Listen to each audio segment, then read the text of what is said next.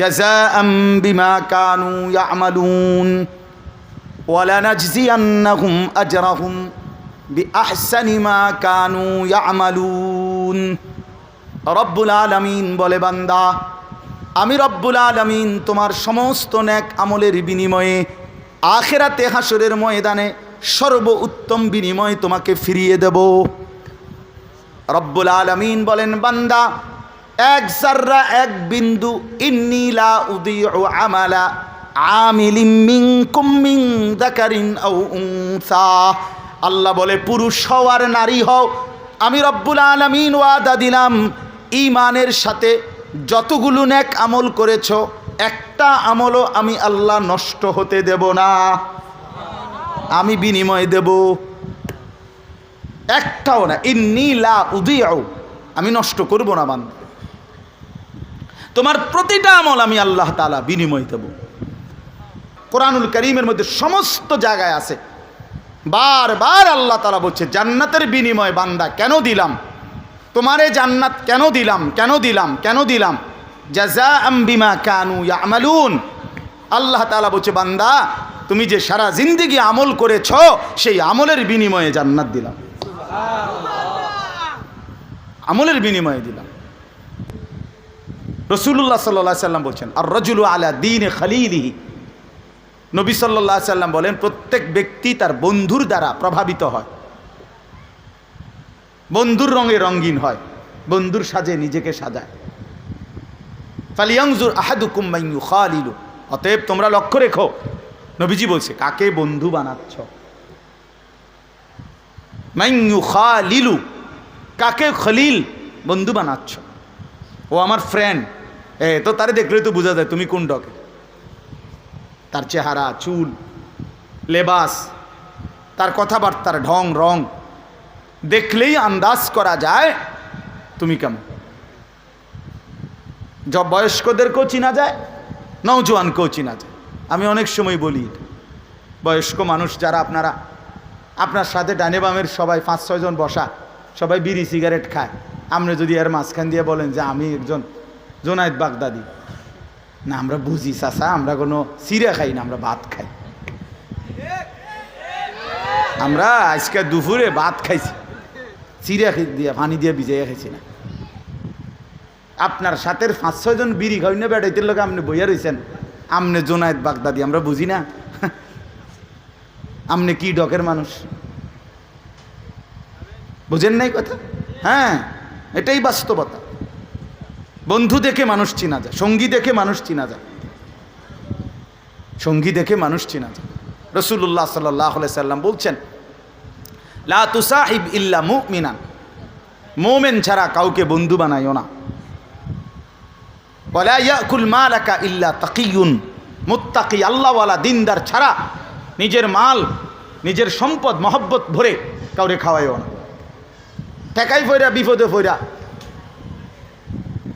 কোনো কারণে হইতে পারে, তার ভয়ে, তার আতঙ্কে, তার প্রভাবের কারণে তারে কিছু খাওয়াইলাম, দূর খাওয়াইলাম। কিন্তু আরেকটা হলো আন্তরিকতা নিয়ে, মহব্বত নিয়ে, দরদ নিয়া, ভালোবাসা নিয়া।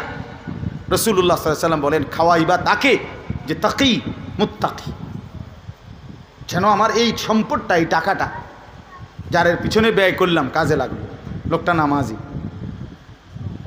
আর আমি দেখিয়েছি এটার বাটফার, তো এই বাটফার রেখা ভাই আমার লাভ কি? বুঝছেন না কথাটা? আমি দেখতেছি, সে, আমি দেখিছে কথায় কথায় গালি দেয়, বিড়ি সিগারেট খায়, টেলিভিশনে নাটক সিনেমা দেখে, হারামের সাথে জড়িত, আল্লাহর নাফরমানির সাথে জড়িত। এই নাফরমানির পিছনে আমার সম্পদটা খরচ করে ফায়দা কি? আল্লাহ আমাদেরকে বুঝার তৌফিক দান করে। চলেন তাহলে এই কথাগুলো বললাম সংক্ষিপ্ত। মূলত 1 নম্বর কথা ছিল আল্লাহর কথা আন্তরিকতার সাথে, আদবের সাথে শোনা উচিত। জওয়ান হোক বয়স্ক হোক, প্রত্যেকে, মুরব্বী বয়স্ক চাচা, আপনাদেরকেও বললাম, বসে বসে জিমাইবেন জুমার নামাজের বয়ানের সময়, আপনি যে আছে, যে রুম আছেন এই রুমে থাকবেন। আপনার কপালে আর পরিবর্তন হবে না, কারণ আপনার পরিবর্তন হইব কি দিয়ে? আপনি তো জুড়ান।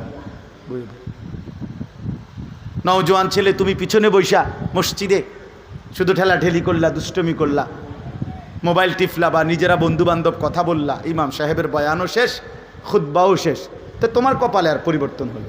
দাখালা জাহিলান খারাজা জাহিল, ঢুকছো মূর্খ, বাইরে হয়েছে কি, ঢুকছে যেমন বিড়ি হালাইয়া, বাইরে আবার বিড়ি দাঁড়াইছে, বুঝছে? ঢুকবার আগেও গাইলেই আইছে, বাইর হইয়া গিয়ে আবার গাল লেতে আছে। আস্তাগফিরুল্লাহ। আল্লাহ আমাদেরকে মাফ করে দেন। আল্লাহর কথা দিল দিয়া শুনবেন, আমার একটা কথা না, শুধু সবার সবার কথা। জুমার বয়ান, ওলামায়ে কেরামের নসিহত আন্তরিকতার সাথে শুনলে ইনশাআল্লাহ ধীরে ধীরে জিন্দিগি পরিবর্তন। নিজে নিজে জীবন পরিবর্তন হয় না, কসম আল্লাহ, নিজে নিজে হবে।